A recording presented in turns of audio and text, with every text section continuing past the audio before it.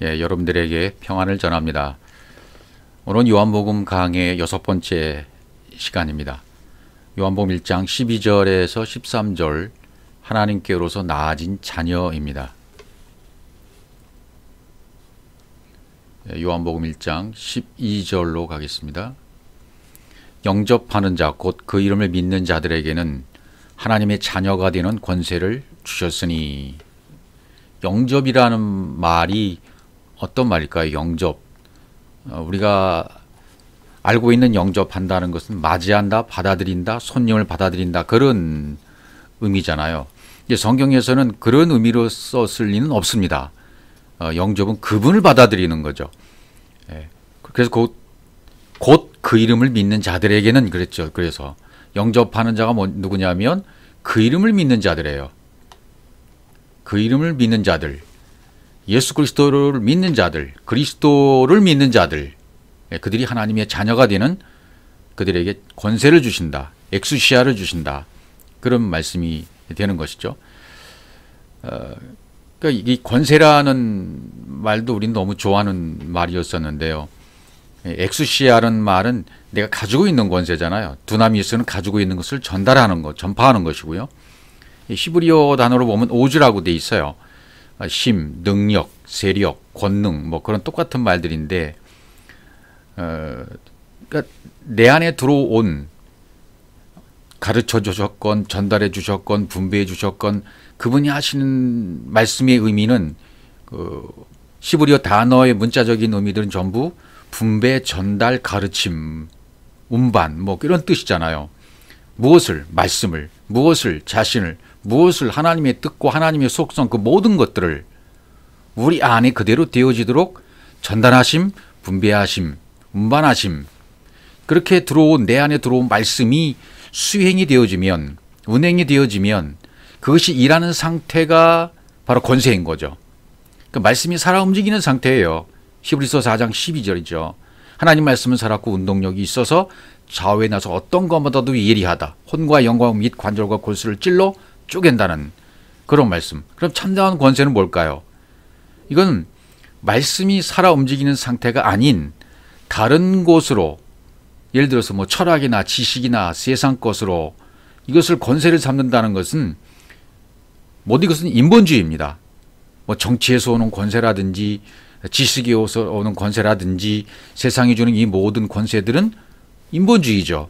참다운 권세는 말씀으로부터 되어지는 것, 말씀이 수행되어 움직이는 상태, 이것을 권세라고 하는 거죠. 참다운 권세는 거기서 나오는 것입니다. 영접이라는 말을 히브리어 단어로 보면 카발이라고 되어 있습니다. 카발. 그분의 가르침, 그리고 그분의 말씀, 그분의 입에서 나오는 말이 내 속에 전달되어지면 내 자신의 마음을 내 자신이 내 스스로가 관통시키도록 받아들이는 거예요. 내 스스로가 안에서 관통되도록 받아들이는데, 그런데 동시에 내가 내 스스로가 관통되도록 받아들이는 것 같지만 사실은 그 역사를 누가 하시는 거예요? 받아들이도록 하시는 분이 계시는 거죠. 동시에 이루어지는 겁니다. 내 안에서 동의가 이루어지고 그분이 내 안에 그렇게 관통시키도록 역사를 하시고 사역을 하시는 것이고, 나는 그것을 받아들이는 것이고, 근데 받아들이지 않으면 안 되게끔 그분이 이미 사역을 해 놓으셨어요. 동시에 이루어지는 거죠. 그래서 원문에 보면 배, 하메, 카벨, 림 뒤에 맴이 붙어요. 림이 붙어요. 그럼 뭐가 됩니까? 진리가, 한마디로 말하면 진리가, 말씀이 관통돼서 들어온 겁니다. 그 진리가 관통해서 내 그릇 안에 담겨진 것이란 의미가 되는 거죠. 영접이라는 의미가. 이런 의미를 잘 담고 있는 것이 창세기 19장에 가보면 좀 나올 수 있습니다. 룻과 천사의 얘기죠. 창세기 19장 1절입니다. 저녁 때 두 천사가 소돔에 이르니 마침 롯이 소돔 성문에 앉아 있다가 그들을 보고 일어나 영접하고 땅에 엎드려 절하며. 두 천사니까 여호와께서, 즉 성령께서 찾아오시는 거죠. 성경 항상 짝으로 돼 있잖아요. 위에 것과 아래 것, 땅과 하늘, 또 남자와 여자, 이 세상과 천국, 예수와 그리스도, 율법과 복음 이렇게 전부 둘로 나눠져 있지 않습니까? 전부 이것이 이제 하나가 되는 게 복음이잖아요. 하나가 되는 게 이게 전부 내 안에서 이것이 이루어져야 됩니다. 두 개로 됐던 예수와 그리스도가 내 안에서 하나가 돼서 에하드가 되므로 하나가 되므로 그리스도가 되는 거죠. 영이 되는 거죠. 그리스도란 말은 영이 됐다는 말과 같은 말이니까요. 진리라는 말과 똑같고요. 이것을 전부 사건을 통해서 오늘 창세기 19장에서도 가르쳐주고 계시는 거죠.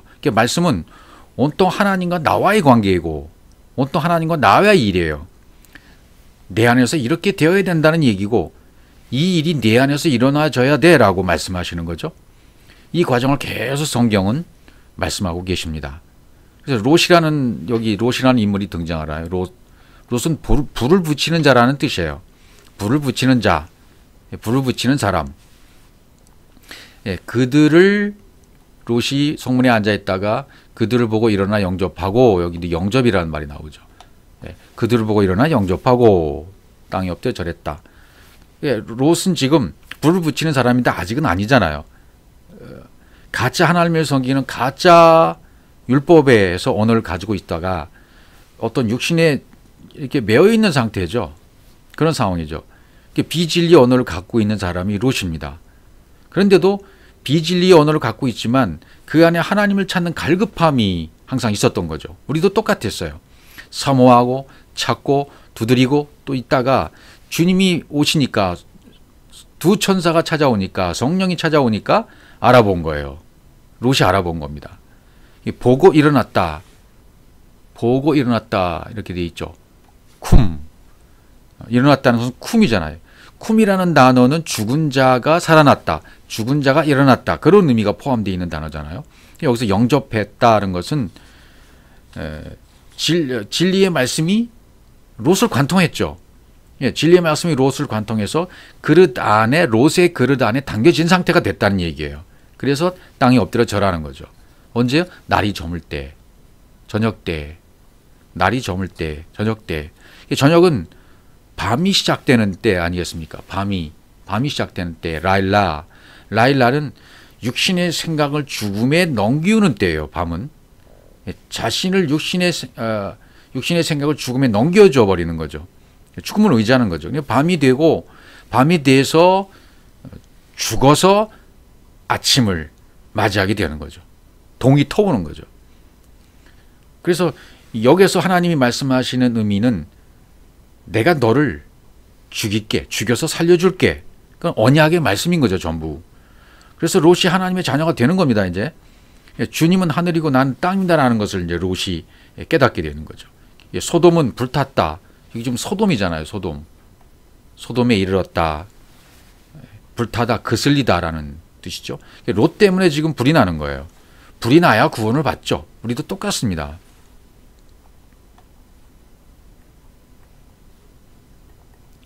시편 27편 10절 이런 본문들은 좀 한번 살펴보도록 하겠습니다. 내 부모는 나를 버렸으나 여호와는 나를 영접하시리이다.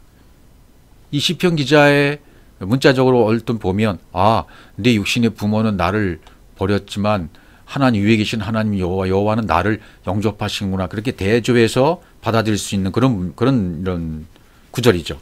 그러나 원문을 살펴보면 그런 의미가 전혀 아니에요. 우리가 성경을 얼마나 잘못된 관점을 보고 있었는지를 여실히 드러내주는 본문이 바로 이런 본문들입니다.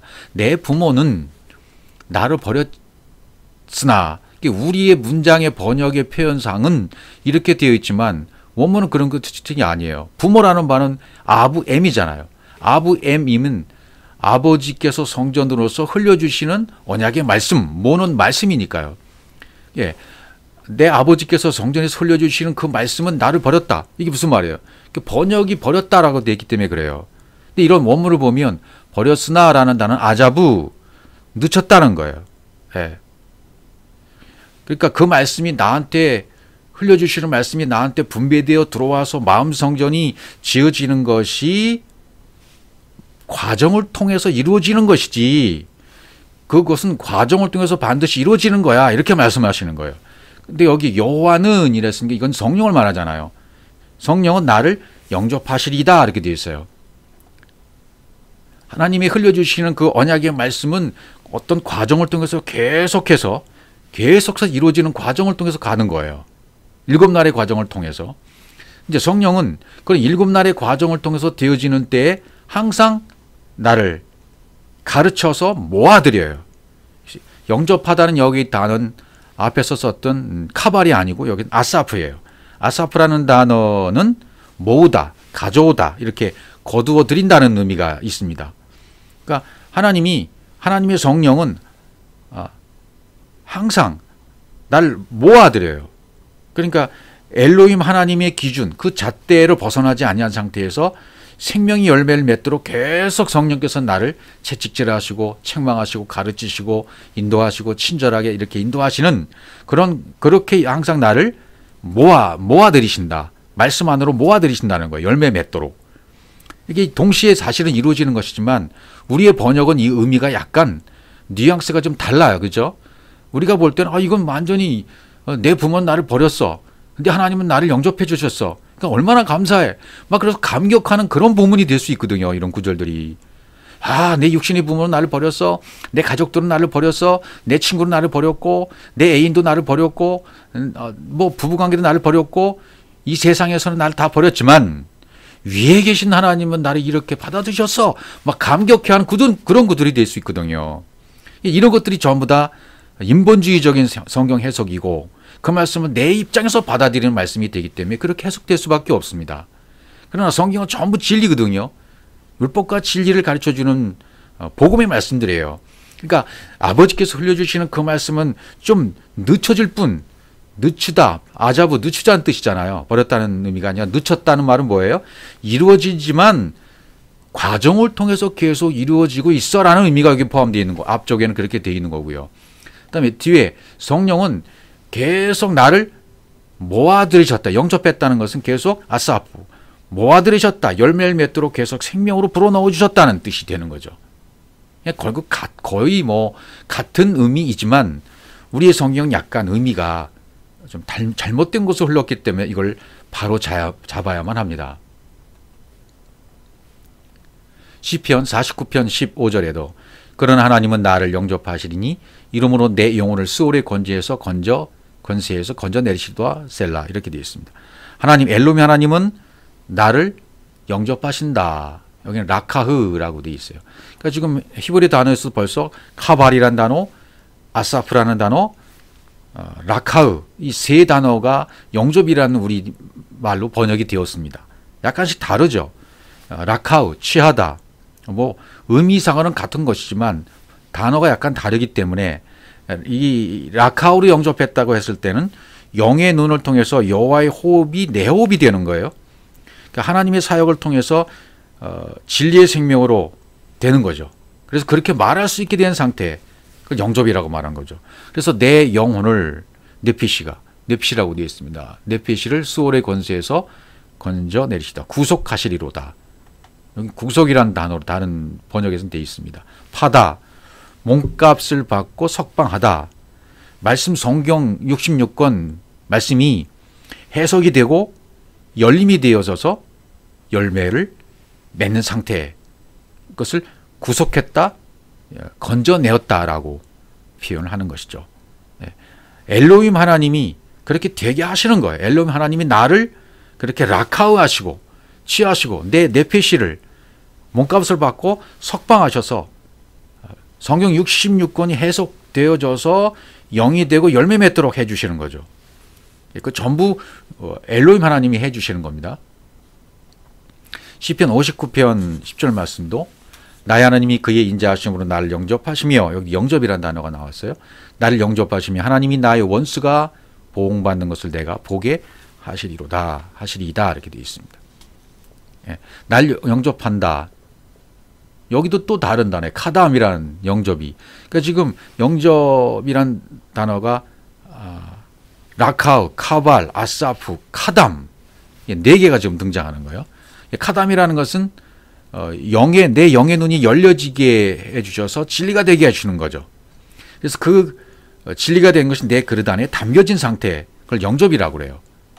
그러니까 한마디로 말하면 영접이라는 단어를 네 단어를 통해 보면 그분이 내 속에 침투에 들어오셔서 나와 같이 되시는 거예요. 그러니까 이 영접이라는 단어도 사실은 구원받는다, 구속됐다, 이렇게 뭐 벗어났다, 그런 단어와 똑같아요. 비슷하게 의미로 받아들이시면 되겠습니다.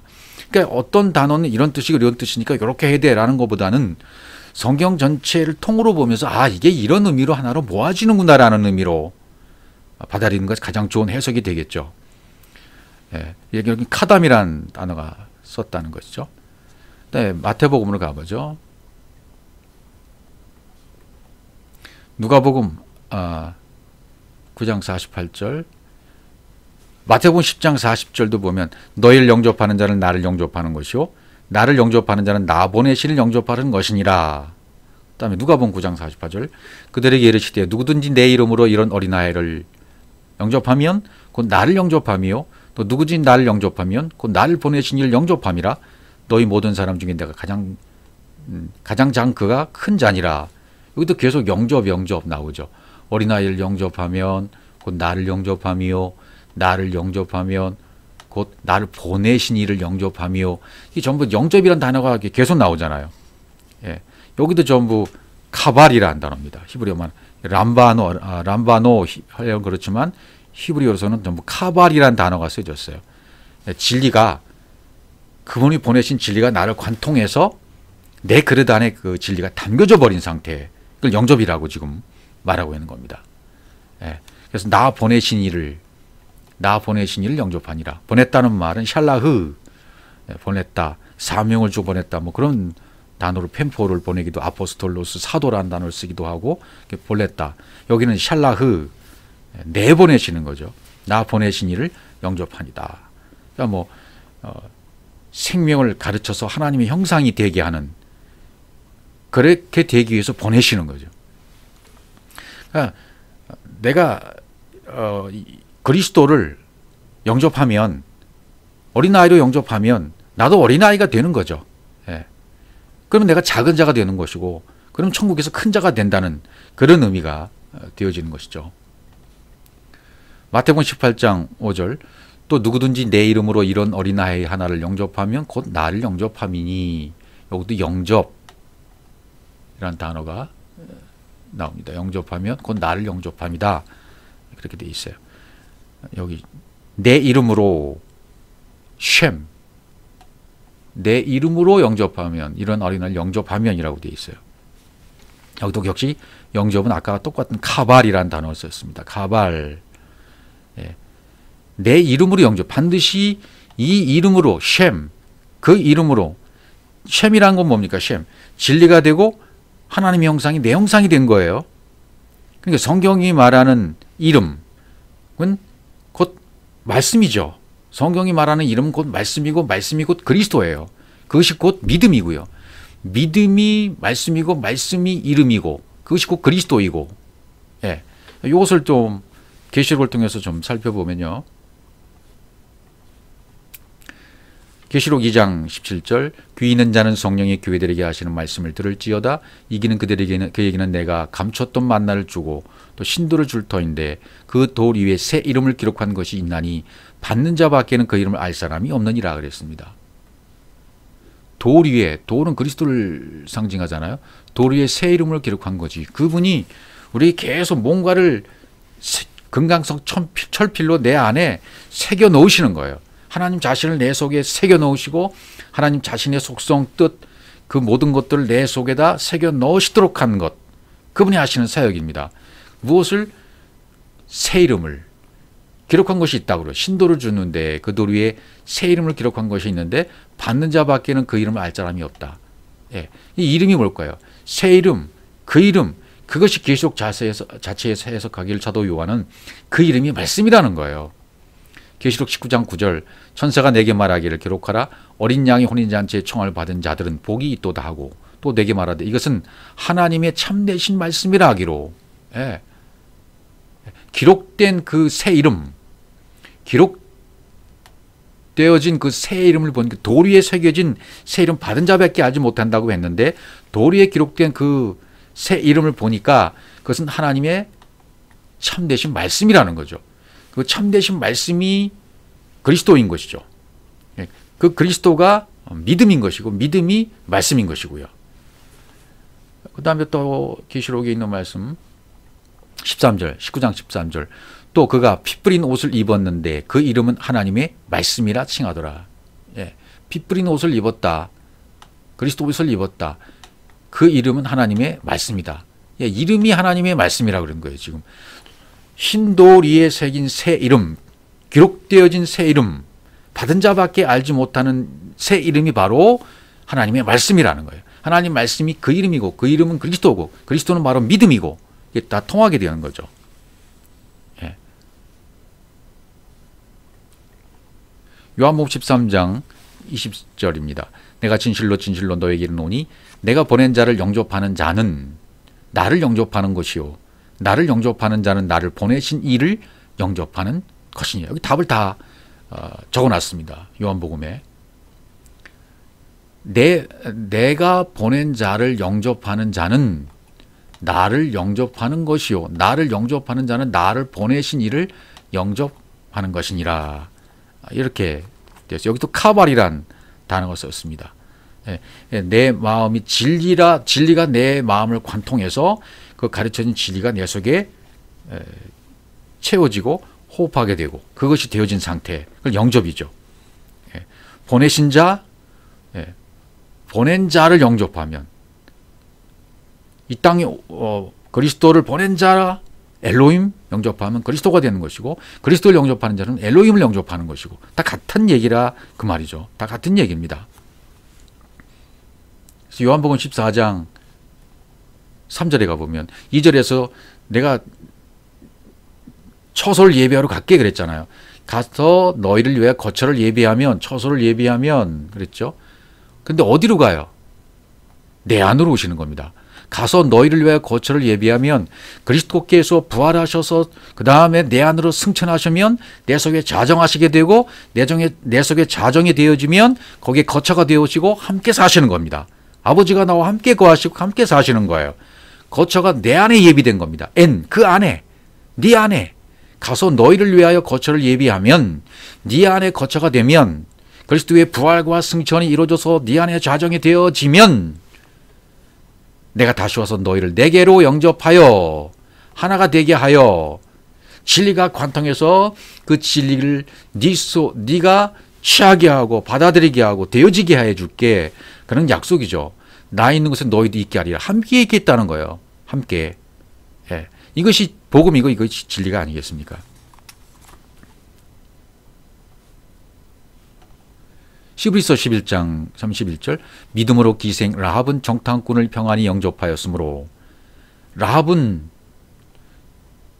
정탐꾼을 평안히 영접하였으므로 영접 여긴 아사프 아까 말했지만 아사프라는 단어가 되었어요. 순종치 아니한 자와 함께 멸망치 아니하였도다. 예. 평안히 영접했으므로 멸망치 않았다. 살아났다는 얘기죠. 끊임없이 하나님이 내 속에 정탐에 들어오셔서 나를 찾아 들어오셔서 내 그릇 안에 담겼어요. 네. 그러니까 처소를 예비하면 다시 와서 너희를 내게로 영접한다. 처소도 마콤, 내 그릇 안에 담기는 뜻이잖아요. 진리가 관통해서 마콤. 그 처소가 내 처소가 된 거죠. 그분의 처소가 내 처소가 된 거죠. 그래서 영접했다면 같은 처소로 되어진 겁니다. 거처가 같은 것, 처소가 같은 것, 부부, 하나, 에하드, 함께 삶 이렇게 이루어지는 거죠. 기생 라합도 믿음으로 앞에 믿음으로 그 이름으로 그리스도로 새 이름으로 신도로에 새겨진 그 이름 하나님의 말씀으로 기생 라합은 정탐꾼을 평안히 영접했다. 네. 영접했다. 그랬으니까 아사프 생명의 열매로 같이 호흡하게 되는 상태가 된 것이죠.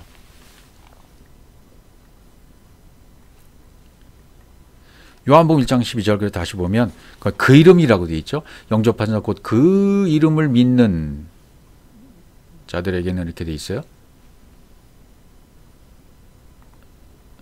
네, 그 이름을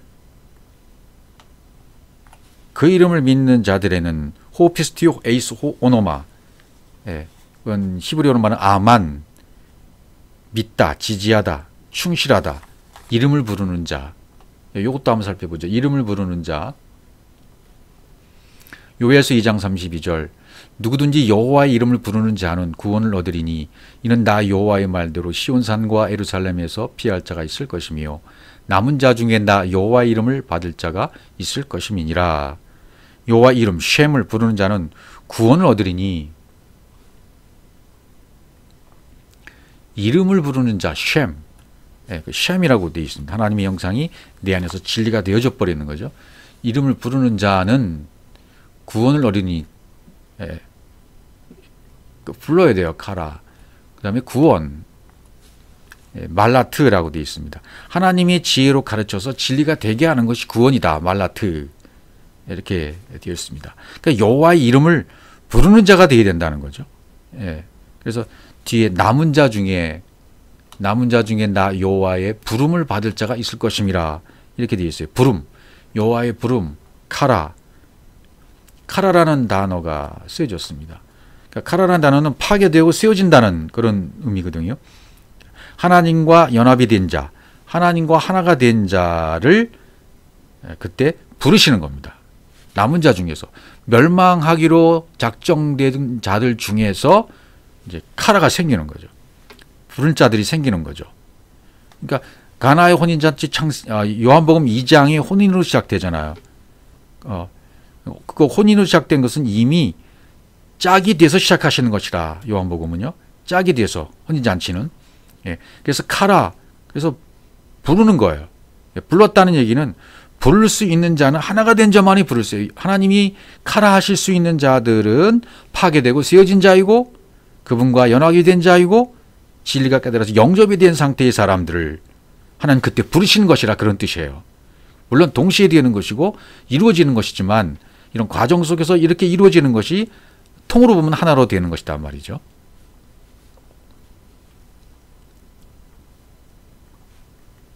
로마서 10장 13절입니다. 누구든지 주의 이름을 부르는 자는 구원을 받으리라. 여기 또 주의 이름을 부르는 자는 또 여기서 역시 부르는 자는 구원이다 이렇게 돼 있어요. 예. 주의 이름은 여기 베셈 부르는 자는 카라, 에피칼레오마이 이름을 붙이다 호소하다, 이름을 부르다는 그런 뜻입니다. 구원을 얻으리라. 소조, 헬라어는 소조라고 되어 있죠. 완전하게 만들다 그런 뜻입니다. 이제 히브리어는 말라트, 지혜로 가르쳐서 진리가 된다. 그런 상태를 구원이라고 부른다. 이렇게 얘기한다는 거죠. 주의 이름, 오노마, 이 오노마 이름, 오노마라는 그 이름은 연결하다에서 유래가 되었다고 합니다. 연결하다. 이름, 주의 이름, 이름이라는 것은 연결이 된 상태에서 이루어지는 거죠. 율법에서 연결돼서 진리가 되어지고 또 이 말씀이 연결되어져서 신돌에 새겨진 이름, 말씀, 믿음, 그리스도, 이게 전부 연결이 되어지는 거죠. 예. 주의 이름을 부르는 자는, 그래서 부르는 자는 카라 하는 자는 구원을 받는다 이렇게 한 거죠. 사도행전 또 2장 22절에 가보면 누구든지 주의 이름을 부르는 자는 구원을 받으리라 하였느니라. 이 장에서도 그렇게 되어 있어요. 베셈 똑같아요. 3장 16절 그 이름을 믿음으로 그 이름이 너희가 보고 하는 이 사람을 성하게 하였나니 예수로 말미암아 난 믿음이 너희 모든 사람 앞에서 이같이 완전히 낫게 하였느니라. 사도행전 3장 성전 미문 앞에 앉은 뱅이를 고치신 사건, 정확한 때에 베드로와 요한이 그때 복음을 가진 사람이 그 사람 앞에 정확하게 나타났어요. 그래서 그는 복음을 들을 수 있었고 완전히 낫다. 복음으로 완벽하게 된 사람이 될 수 있었던 거죠. 그 이름을 믿음으로 쉐모, 쉔, 진리로 하나님의 형상이 된 그 이름을 믿음으로 에므나트 완벽하게 완성이 된 거예요. 진리가 완성이 된 거예요. 엘로힘 하나님의 진리, 그 진리를 전달해 주니까 그 진리가 내 속에서 완벽하게 완성이 된 상태예요. 그래서 믿었다라고 표현한 믿음으로 그 이름이 너희가 보고 아는 이 사람을 성하게 하였다. 성하게 했다. 굳게 했다. 하자크. 말씀을 통해서 생명이 되게 했다. 예, 이 사람을 말씀을 통해서 생명이 되게 한 거야. 이렇게 선포하는 거죠. 예수로 말미암아 난 믿음이 너희 모든 사람 앞에서 이같이 완전히 낫게 하였느니라. 예, 완전히 낫게 했다. 완전히 치료, 회복이 됐다. 오늘은 귀신을 쫓고 내일은 병을 낫게 하다가 제3회로는 완전히 낫게 하리라. 누가복음 13장 32절 말씀 그대로 되는 거죠. 예, 완전히 낫게 했다. 낫게. 그래서 알라. 하나님이 나에게 전달해 주시고 운반해 주시고 분배해 주셨던 그 모든 가르쳐진 진리가 내 속에서 그대로 똑같이 된 상태로 말하게 된 거예요. 그럼 낫게 됐다 말이죠. 성하게 했다. 낫게 됐다. 이건 전부 말씀을 통해서 생명이 됐다는 뜻입니다. 말씀을 통해서 치료가 되고 회복이 됐다. 예. 완전히 아루카. 엘로힘 하나님이 어떻게 돼요? 그 엘로힘 하나님의 생명이 나한테 적용이 되어져서 완벽하게 영으로 되어지는 거죠. 그것을 완전히 나았다. 이렇게 표현하는 거죠. 그러니까 베드로와 요한을 만난 이 성전 미문 앞에 이 사람이 완벽하게 엘로힘 하나님이 분배되어진 그 말씀을 그 순간 그때 베드로와 요한으로부터 받아서 똑같이 되었다는 겁니다. 그분이 분배해 주신 그 말씀, 엘로힘 하나님의 그 말씀이 베드로와 요한에 있었던 그 복음의 말씀이 정확하게 이 미문 앞에 앉아 있는 사람에게도 전달되어졌고 전달되어진 그 믿음을 통해서 이름을 통해서 말씀을 통해서 생명이 돼버린 겁니다. 그것을 완전히 낫게 했다. 이렇게 표현한 것입니다.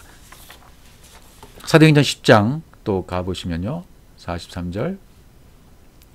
그에 대해 모든 선자도 증언하되 그를 믿는 사람들이 다 그 이름을 힘입어 죄 사함을 받는다 하였느니라. 예, 여기도 믿는 사람들이 그를 믿는 사람들이 다 그의 이름을 힘입어 죄 사함을 받는다. 그의 이름을 힘입어 죄 사함을 받는다라는 이 사도행 10장 43절 이 죄사함을 받는다는 이 구절 밑에 다른 것이 보여야 돼요. 해석돼서 보여야 됩니다. 죄사함을 받는다는 얘기는 그분과 내가 하나 됐다는 거예요. 연결이 돼서 하나가 됐다는 의미로 받아들이셔야 되지 우리가 이 땅에서 무슨 죄 다 용서받았다. 그런 의미로 받아들여서는 안 된다는 거죠. 더 이상은 이제는. 하나님과 분리되어 있는 상태가 죄이고 하나님과 하나가 되지 못한 상태가 목표를 빗나간 것이 그것이 죄입니다. 하마르티아입니다. 그러면 그 이름을 힘입어 죄사함을 받았다는 말은 그 그리스도의 이름을 통해서 믿음을 통해서 새겨진 그 이름 말씀을 통해서 그분과 하나가 되었다. 내가 엘로힘이 되었다. 내가 그리스도가 되었다. 그분과 애하다 하나가 되었으므로 목표에서 빗나간 죄 상태에서 벗어난 거예요. 이 아랫 세상에서 말하는 그런 죄를 말하는 것이 아니고요.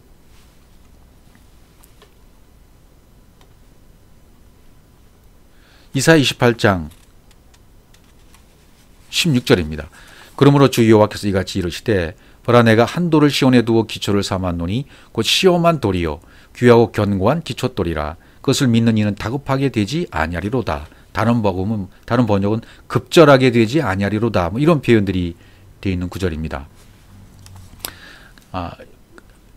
이같이 이르실 때 아마르를 지금 말씀하고 계십니다. 내가 한 돌을 시온에 두어 기초를 삼았다. 예, 기초를 삼았다. 야사드 하나님의 사역하심이 잣대가 되어지도록 열려놓은 상태 기초를 삼아 놓았다. 그것이 곧 시험한 돌 귀하고 견고한 기초돌 전부 예수 그리스도를 상징하는 겁니다. 그리스도를 말하는 것입니다. 귀하고 시험한 돌 그러면 연단된 단련된 돌 단련된 돌 연단된 돌 말씀이 육신이 이 땅에 오셔서 그 과정을 다 겪어내신 분이에요. 귀하고 그래서 귀하고 견고한 기초돌 망대 모퉁이 그렇게 그것을 믿는 자 아만 믿는 자는 급절하게 되지 않는다. 이게 도대체 무슨 의미인지 잘 처음에 모르겠더라고요. 이 급절하지 않는다. 이게 무슨 뜻인가?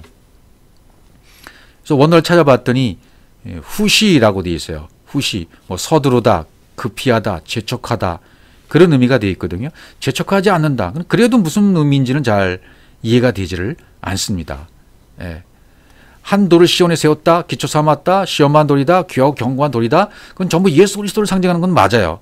그리스도를 믿는 자는 어떻게 된다고요? 급절하게 되지 않는다, 다급하게 되지 않는다. 뒤에 또 소개할 말에는 부끄러움을 당하지 않는다. 뭐 이런 표현으로 되어 있어요. 이 급절하지 않는다, 후시라는 단어를 이렇게 파자해 보면 반석이신 그리스도를 믿는 자는 반드시 생명이 되어서 하나님의 형상과 똑같이 있게 된다는 그런 뜻이에요. 예. 그러니까 급절하지 않는다라는 말은 반석이신 그리스도, 앞에서 설명했던 기초, 시험한 돌, 귀하고 견고한 기초돌, 이 그리스도를 믿는 자, 그 이름을 믿는 자들은 반드시 생명이 되고 하나님의 형상을 입는 자가 된다. 엘로힘이 된다. 이것이 늦춰지지 않는다. 늦춰지지 않고 서두르게 될 것이다. 되어지게 될 것이다. 그런 의미로 지금 쓰여진 겁니다. 그 다음에 부끄러움을 당하지 않는다는 말을 보면 더 이해하게 되실 것입니다. 그 뒤에 나오는 표현들 또 보시면 이 구절과 연관된 구절입니다. 로마서 9장 33절입니다. 기록된 바 보라 내가 걸림돌과 거치는 바위를 시온에 두노니 그를 믿는 자는 부끄러움을 당하지 아니하리라 함과 같으니라. 예. 거치는 반석, 부딪히는 돌, 이 모퉁이 돌에 부딪혀야 깨지잖아요. 우리가 율법이 깨지고 내 육신이 깨지고 내 자아가 깨지, 내 모든 것이 깨지는 것은 이 부딪힐 돌, 거치는 반석에 반드시 부딪혀야 돼요. 예. 그래서 로마서 기자도 사도 바울도 지금 아까 이사야 28장 16절을 같이 인용해서 이렇게 좀 쓰고 있는 겁니다.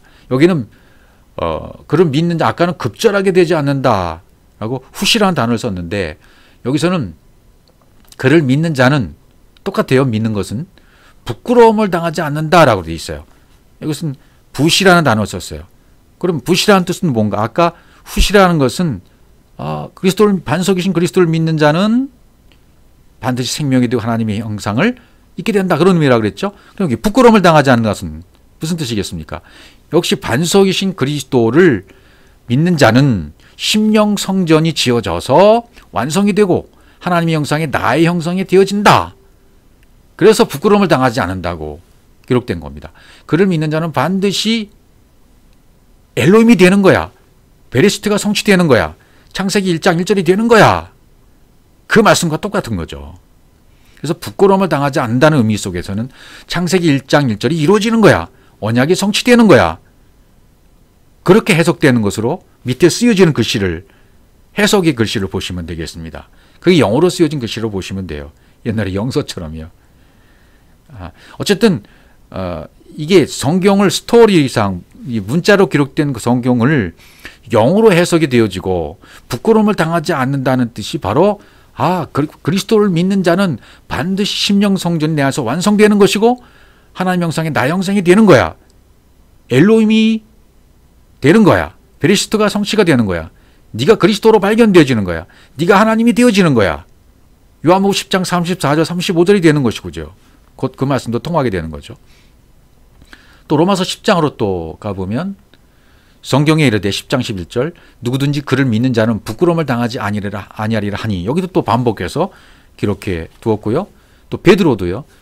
2장 6절에서 베드로전서 2장 6절 성경에 기록되었을 때 보라 내가 택한 보배로운 모퉁이 돌을 시온에 두노니 그를 믿는 자는 부끄러움을 당하지 아니라 하였으니, 여기도 그렇고요. 똑같아요. 예, 지금 그래서 이사야 28장 16절 말씀을 전부 인용해서 그를 믿는 자는, 그분의 모든 것이 내 속에 들어온 자는, 영접이 된 자는, 신돌에 새겨진 새 이름, 그것을 받은 자만 안다 그랬으니까 받은 자가 되어져서 그 이름이 뭔 줄 알고 그 이름이 말씀이고 그 이름이 믿음이고 그 이름이 그리스도야라는 것을 깨달은 자들은 급절하지 않는다, 부끄러움을 당하지 않는다. 반석이신 그리스도를 믿는 자로 생명이 되고 하나님 형상이 있게 되고 성전이 완공되어지고 엘로힘으로 창조가 되고 베레시트가 성취가 된 것이야. 창세기 1장 1절이 이루어지는 것이야 라고 선포하고 있는 말씀입니다. 요한복음 3장 18절 19절 보시면 그를 믿는 자는 심판을 받지 아니하는 것이요 믿지 아니하는 자는 하나님의 독생자 이름을 믿지 아니함으로 벌써 심판을 받은 것이니라. 그 정죄는 이것이니 곧 빛이 세상에 왔으되 사람들이 자기 행위가 악함으로 빛보다 어둠을 더 사랑한 것이니라. 이보다 더 정확한 표현이 어디 있겠습니까? 요한은, 사도 요한은 정확하게 이것을 지금 앞에 설명한 것들을 정확하게 설명하고 있고 기록해 주고 있는 것입니다. 그래서 요한복음 20장 31절에도 오직 이것을 기록함은 너희로 예수께서 하나님의 아들 그리스도임을 믿게 하려 하며 또 너희로 믿고 무엇을요? 지금까지 설명드렸던 그 이름을 힘입어, 그 이름, 반석에 새겨진, 반석에 기록되어진 그분이 새겨 넣으신 그 이름, 그리스도, 믿음, 생명, 그 이름을 힘입으면 생명을 얻게 하랍니다. 그 이름을 힘입어. 말씀이죠. 하나님의 말씀, 그 이름, 하나님의 말씀, 믿음, 그리스도. 그것이 되어버리는 거죠. 그 이름을 힘입으면 그렇게 되어져 버리는 겁니다. 그래서 생명을 얻게 하려 함이라는 단어로 설명을 했어요, 요한이. 요한일서 5장 13절 내가 하나님의 아들의 이름을 믿는 너희에게 이것을 쓰는 것은 너희로 하여금 너희에게 무엇이 영생이 있음을 알게 하려 함이라. 영생이 있음을 요한일서에서도 그렇게 설명하고 있는 겁니다. 자, 요한복음 1장 12절 지금 다시 설명을 해가면 자녀라는 말이 나오죠. 그 이름 믿는 자들이 하나님의 자녀가 되는 권세를 주셨으니겠어요. 자녀. 로마서의 사도 바울의 표현을 보면 9장 7절입니다. 로마서. 또한 아브라함의 씨가 다 그의 자녀가 아니라 오직 이삭으로부터 난 자라 네 씨라 불리리라 하셨으니 씨, 자손, 째라. 이삭으로부터 난 자라야 내 씨라 칭하리라. 이렇게 되었죠. 자녀. 씨라는 말은 젤라라는 단어죠. 젤라. 헬러로는 스펠마, 스페이로, 씨 뿌리다, 씨를 받다. 씨를 뿌리다, 또 씨를 받다. 이런 단어 다 포함이 되어 있습니다. 젤라. 영이 운반되어지고 영이 분배되어진 상태를 얘기하는 거죠. 아브라함의 씨, 하나님의 씨, 이삭의 씨, 그리스도. 그냥 그분은 그것을 분배하시는 거예요. 그 씨를 분배하시는 분이에요. 그 씨를 전달하시는 분이에요. 그 씨를 분배하고 전달하고 운반해서 그 씨로부터 싹이 나고 잎이 나고 열매를 맺게 하시는 그 사역을 하시는 것이죠.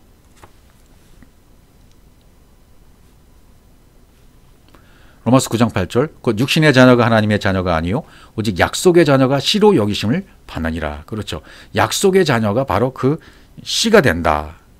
그렇게 이야기해 주고 있습니다.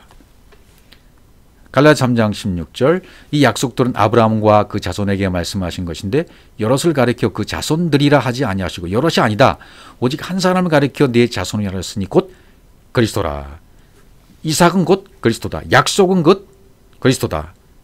약속의 자녀인 이삭은 곧 그리스도다. 이렇게 설명하고 있는 겁니다. 이삭, 자손, 씨, 그리스도 이렇게 되어지는 거죠. 그래서 갈라디아 4장 19절에 보시면 나의 자녀들아 너희 속에 그리스도의 형상을 이루기까지 다시 너희를 위하여 해산하는 수고를 하노니 라고 되어 있죠. 너희 속에 N 그러면 우리 안을 얘기합니다. 내면을 얘기하는 거죠. 자녀들아라고 부르셨어요. 자녀들아 너희 속에 N 이는 박햄 진리가 나에게 적용이 되어져서 내 마음 안에서 이루어지는 상태를 말해요. 자녀들이라고 부를 수 있는 사람들은 이 진리가 나에게 적용이 되어서 영접이 되어져서 내 마음에서 이루어진 상태, 그걸 자녀라고 말하는 거죠. 그 속에 그리스도의 형상을 이루기까지 다시 너희를 위하여 해산하는 수고를 한다고 바울이 지금 설명하고 있어요. 그리스도의 형상, 모르페, 형상, 히브리어는 야차르라고 되어 있어요. 만들다. 야차르라는 것은 형상이라는 것은 뭐냐면 그리스도의 말씀이 사역에 대해서 영이 되는 거예요. 사역에 대해서 영이 되는 상태. 그것을 형상이라고 말합니다. 그리스도의 형상이 이르기까지 다시 너희를 위하여 해산하는, 해산이라는 단어 썼죠. 해산, 얄라드, 나타라는 뜻이죠. 해산, 얄라드. 그 다음에 수고, 이건 오디노, 해산의 고통을 겪다 그런 뜻인데, 히브리어는 하발, 파괴하다, 상처를 내다. 해산하는 상처를 받는다는 거예요. 하발이라는 단어는 내 마음 안에 계속 생명을 가르치시고 계시는 거예요. 그래서 수고한다는 표현을 쓴 거죠. 해산하는 수고, 그러니까 뭐예요? 나에게 생명을 계속 가르치셔서 열려지게 하시고 그분과 똑같은 말을 하게 하시는 것, 그게 해산하는 수고를 한다는 그런 표현이 되는 것입니다. 이것은 하나님의 자녀는 다 육신의 자녀는 하나님의 자녀가 될 수 없다 그랬잖아요. 약속의 자녀가 씨가 된다 그랬죠. 약속의 자녀는 뭡니까? 하나님의 지혜와 하나님의 생명으로 완성되어진 마음 성전, 이게 지어지면 약속의 자녀가 된 거예요. 약속의 자녀가 되었으면 바울이 말하는 해산하는 수고를 다 한 거예요. 해산하는 수고를 한다는 바울의 표현은 계속 바울 자신도 생명이, 저 사람이, 저 형제가 아직 자녀가 되지 않은 저 형제, 저 사람에게 계속 생명을 가르쳐서 나와 똑같이 만드는 거예요. 그래서 열려지게 하고 똑같은 말을 하게 하시는 거죠. 나와 똑같은 말, 나와 똑같이 만들려고 하는 해산의 수고, 얄라드, 그렇게 낫게 해 주려는 거죠. 어떻게? 그리스도의 형상이 이루기까지 해산하는 수고는 계속되고 있다라고 바울이 지금 말하고 있는 겁니다. 나에게도 역시 그런 것이 이루어져야 될 것을 말하고 있는 거죠. 에베소 1장 5절로 가보시면, 그 기쁘신 뜻대로 우리를 예정하사 예수 그리스도로 말미암아 자기의 아들들이 되게 하셨으니, 그 기쁘신 뜻, 유도키야, 만족한 기쁨, 즐거움, 해페치라고 되어 있는데요. 말씀의 열매가 생명이 돼버리는 거예요. 그러니까 만족이 그 기쁨이죠. 예정했다, 우리를 예정했다, 프리오리조, 미리 결정했다, 그런 뜻이겠죠. 야드라는 히브리 단어인데, 열려지고 진리가 분배되도록, 그 자기 자신의 것이 내 속에 들어오도록 하시는 사역, 그게 예정입니다. 그러니까 하나님 자기 자신을 나에게 주고 싶은 그 갈망이 너무 커셔서 그 사랑함으로 말미암아 자기 자신을 나에게 넣어주고 싶은 거예요. 넣어주고 싶어서서 그분의 손으로, 그분의 사역으로 계속 내 속에 집어넣으시는 일, 이걸 예정이라고 말하는 거죠. 그렇게 표현이 되는 겁니다. 그다음 요한복음 1장 13절로 넘어가시면, 이는 혈통으로나 육정으로나 사람의 뜻으로 나지 아니하고 오직 하나님께로부터 난 자들이니라. 낫다, 겟나오, 하나님께로부터, 그분으로부터 난 자들, 겟나오, 거듭난 아노된 겟나오, 이렇게 돼, 아노된 겟나오. 신약 성경에서 97회 정도 나오고요. 마태복음에서 45회, 요한의 기록에 28회 사용된 기록입니다. 겟나오 그러면 이건 아까 우리가 설명했던 얄라드, 나타나는 단어가 되는 거죠. 그러니까 하나님이 지금까지 설명드렸던 하나님의 자녀는 나아지는 것이다, 나아지는 것, 이렇게 말할 수가 있습니다. 고린도전서 4장 15절, 그리스도 안에서 일만 스승이 있으되 아버지는 많지 아니하니 그리스도 예수 안에서 내가 복음으로서 너희를 낳았음이라. 그리스도 안에서 일만 스승이 있으되, 일만 스승이 있다라는 얘기는 무슨 말씀이 되겠습니까?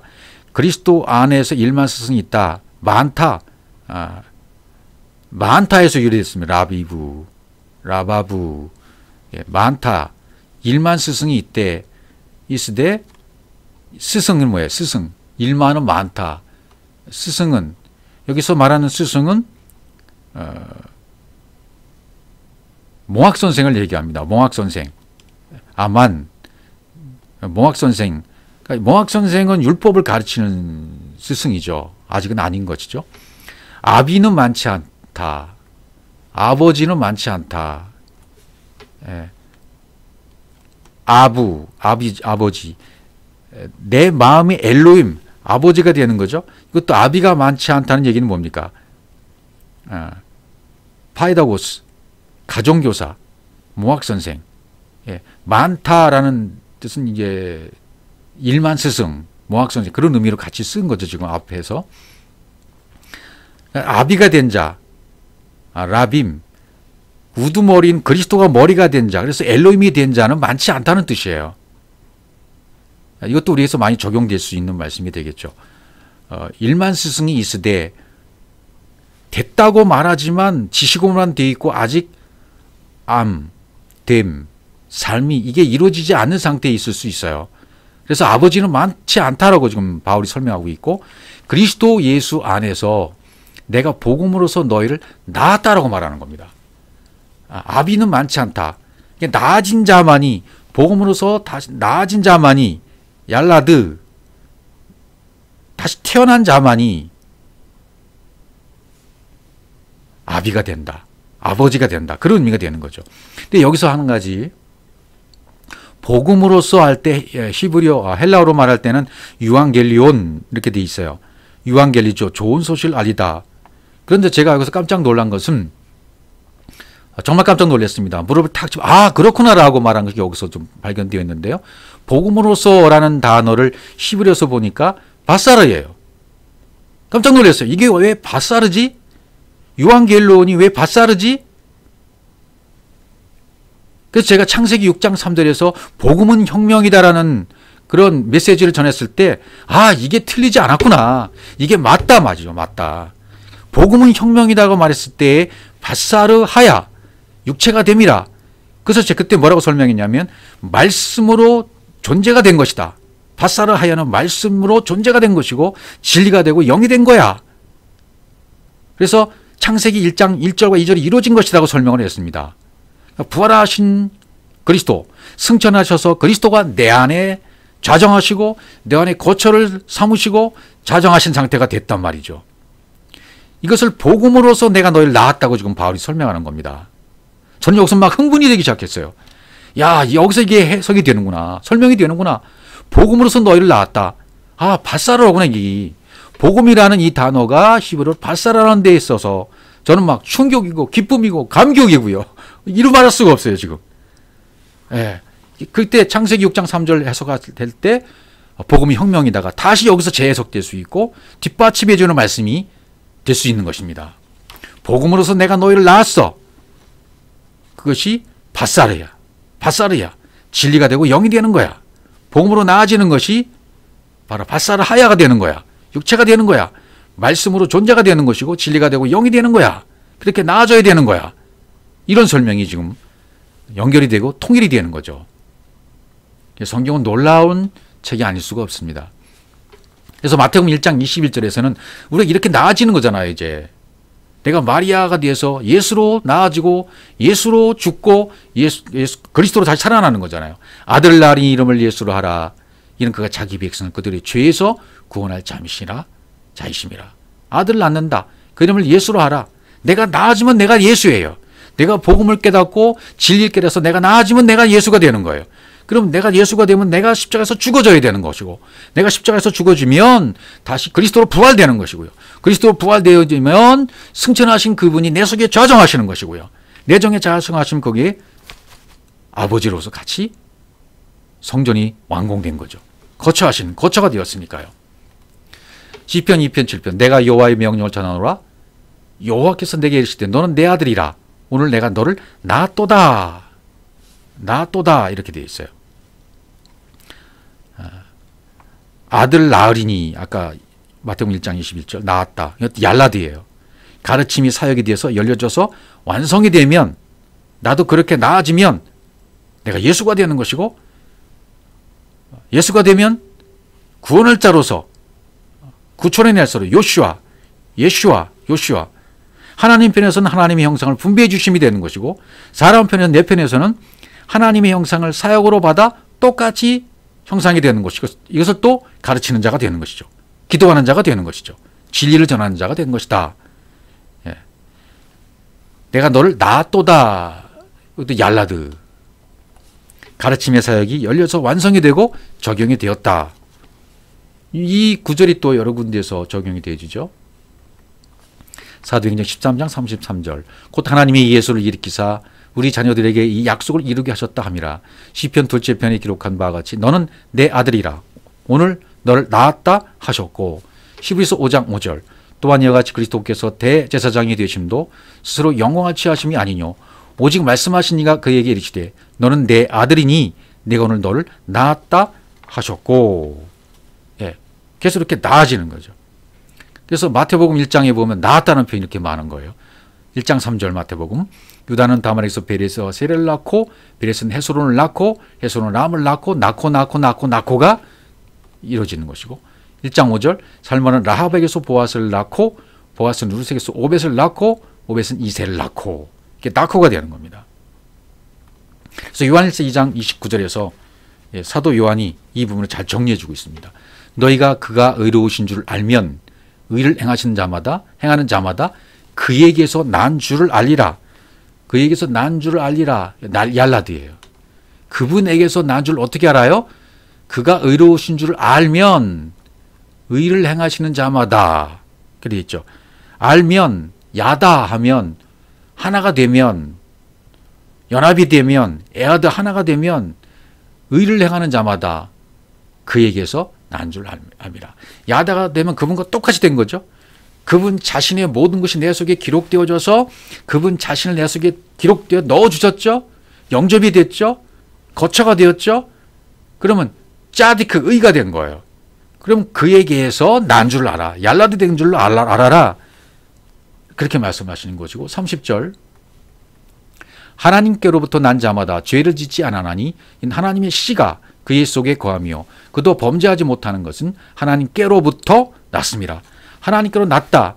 하나님의 모든 속성, 하나님의 것, 하나님의 뜻, 하나님의 모든 것이 내 속에 속성으로 들어와 버렸기 때문에, 기록이 되어 버렸기 때문에 내가 엘로힘으로 창조가 되고 베레시트로 성취가 되어지고, 내가 하샤마인과 하에렛즈로서 완벽한 엘로힘으로 창조가 되었기 때문에 하나님으로부터 낳은 거예요. 야다가 된 거예요. 하나님 씨로 된 것입니다. 하나님께로부터 난 자가 된 겁니다. 얄라드가 된 것입니다. 그러니까 어떻게 돼요? 범죄하지 못한다. 이것은 우리가 말하는 이 땅의 죄를 말하는 것이 아니라 분리되었던 죄, 하나님과 하나 되지 못했던 그런 죄로부터는 이제는 완벽하게 해방된 것이다. 그것은 이제 없어진 거예요. 하나님께로부터 난 자마다 죄를 짓지 않는다라는 말, 그런 뜻입니다. 하나님께로부터 났기 때문에, 하나님의 모든 속성이 내 속에 들어와 엘로힘이 되었기 때문에, 엘로힘이 되었고 베레시트가 성취되었고 모든 것이 이루어진 자가 됐기 때문에, 그 땅과 그 하늘을 다 알아서 깨달아진 자가 되었기 때문에 하나님과 에아드, 연합, 일치, 하나가 된 것입니다. 그러므로 하나가 되었다는 것은 분리가 안 됐으니까 죄가 아니에요. 죄된 상태가 아니에요. 죄를 짓지 않는다는 말은 연합이 되었다, 하나가 되었다는 말이 역설인 거예요. 그러니까 하나가 된 상태가 된 거예요. 하나님께로 났기 때문에, 하나님과 똑같이 되었기 때문에, 하나님의 호흡이 내 호흡이 되었기 때문에, 하나님의 말을 똑같이 하는 자가 되었기 때문에, 연합이 되었기 때문에, 하나가 되었기 때문에 연결이 된 거예요. 죄를 짓지 않는다고 표현한 거죠. 이제 그런 상태로 들어갈 수 없다는 표현이 되는 겁니다. 하나님의 씨가 그 속에 거하며 그랬죠. 하나님의 씨가 그의 속에 거하며, 샤르, 그 속에 거해서 살아남는 거죠. 왜? 하나님의 형상, 엘로힘, 루하우, 영이 되었기 때문입니다. 범죄치 않는다. 헤트, 하나님의 지혜, 하나님의 엘로힘으로 생명이 되어져 버렸다는 뜻이에요. 범죄치 않았다는 뜻이. 그래서 요한일서 5장 18절도 동일한 말씀을 사도 요한이 해주고 있습니다. 하나님께로부터 난 자는, 이것도 똑같이 해요. 얄라드, 난 자는, 똑같이 된 자는, 호흡이 된 자는, 하나님의 속성과 기질과 뜻과 모든 것이 내 속에 기록해져서 그대로 들어와서 하나가 된 자는 다 범죄하지 않은 줄 우리가 아노라. 그렇죠? 그 상태에 있을 수가 없는 거예요.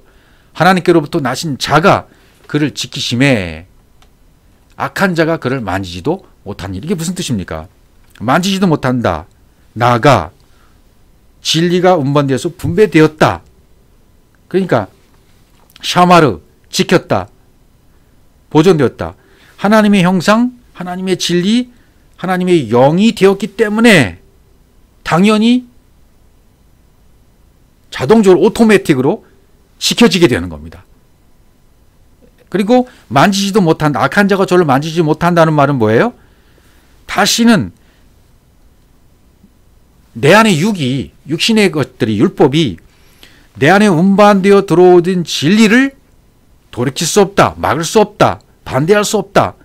다시는 율법으로 돌아가지 못한다. 이제는 완벽하게 하나님 것으로부터 났기 때문에 그분의 모든 것이 내 속에 기록되어지고 새겨 넣어지고 하나가 되고 호흡이 되고 똑같이 말하는 자가 되었기 때문에 다시는 율법으로 돌아갈 수가 없다. 지키신다, 만지지도 못한다. 이렇게 표현을 했던 것입니다.